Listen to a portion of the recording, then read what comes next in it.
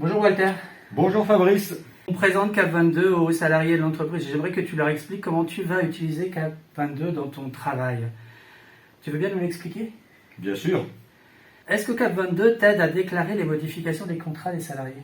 Alors en effet, CAP22 m'informe 2 semaines avant la fin du contrat de travail par email et j'ai alors le choix de soit renouveler le contrat de quelques mois pour des contrats d'insertion ou CDD par exemple, ou alors de déclarer une sortie. Je peux aussi à tout moment faire les demandes d'avenant au contrat quand il y a un changement d'heure travaillée, de site de travail ou alors de qualification. Donc tu vas plus le faire sur des formulaires papier? Non, plus maintenant.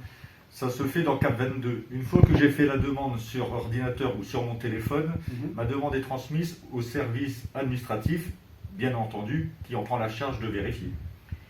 Et quand il y a un nouveau planning à prendre en compte dans le contrat de travail, tu fais comment? Alors je fais un avenant et je prends le planning en photo que je joins au formulaire. Pour les renouvellements de contrat de travail des salariés en parcours, les CISP donnent-ils son avis?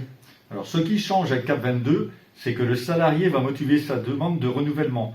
Il sera plus acteur de son parcours.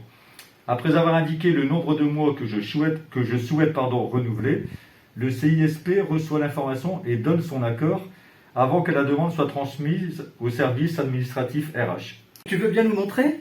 Bien entendu Fabrice. La première fois, j'ai dû créer un mot de passe pour me connecter à l'application sur mon téléphone. Maintenant, ça se connecte automatiquement. Dans la page d'accueil, je trouve les guides pratiques pour l'encadrant ou le manager qui m'expliquent comment renouveler un contrat de travail ou créer un avenant ou déclarer la sortie d'un salarié. À tout moment, je peux les regarder. En haut de l'écran se trouve le bouton recherche qui me permet de retrouver le salarié concerné. Je cherche le salarié par son prénom ou son nom, peu importe, à l'aide du moteur de recherche, comme sur un site internet en fait. Quand je l'ai trouvé, j'ajoute l'un des 4 formulaires existants pour mon activité. Alors soit la demande d'avenant, la demande de renouvellement d'un contrat CDDI, la demande de renouvellement d'un contrat CDD ou alors la sortie d'un salarié. Puis je retourne au menu d'accueil où je trouve le formulaire dans mes actions. Je peux alors remplir le formulaire et l'envoyer au service administratif.